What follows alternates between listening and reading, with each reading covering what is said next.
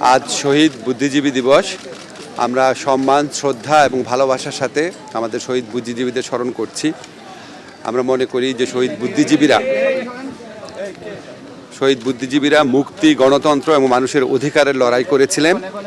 আমরা মনে করি জুলাইয়ের যে গণ অভ্যুত্থান, সেটা আমাদের যে ৭১-এর মুক্তিযুদ্ধ, আমাদের শহীদ বুদ্ধিজীবীরা আছেন, মুক্তিযোদ্ধারা আছেন, ওনারা যে স্বপ্ন, যে প্রত্যয় এবং যে ভালোবাসা, দেশের প্রতি ভালোবাসা নিয়ে যে সংগ্রামে ঝাঁপিয়ে পড়েছিলেন, সেটারই কন্টিনিউয়েশন ছিল আমাদের জুলাই গণ অভ্যুত্থান। জুলাই গণ অভ্যুত্থানকালেও দেখেছি আমাদের তরুণরা, আমাদের ছাত্ররা জীবনের মায়াকে উপেক্ষা করে গণতন্ত্র, মানুষের অধিকার, বৈষম্যহীন সমাজ প্রতিষ্ঠা, শোষণমুক্ত সমাজ প্রতিষ্ঠার জন্য লড়াই করেছে।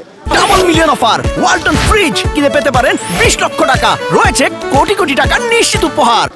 আজকে এই শহীদ বুদ্ধিজীবী দিবসে এসে তাদের সেই লড়াইয়ের কথাও মনে পড়ছে।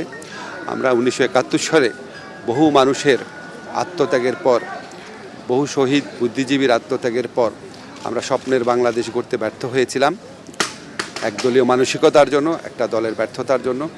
আজকে কোনোভাবেই যেন সেই ব্যর্থতার পুনরাবৃত্তি না হয়।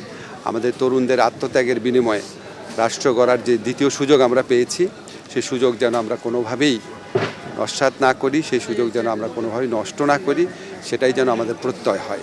শহীদ বুদ্ধিজীবী দিবসে এটাই আমার কাছে মনে হচ্ছে এসে।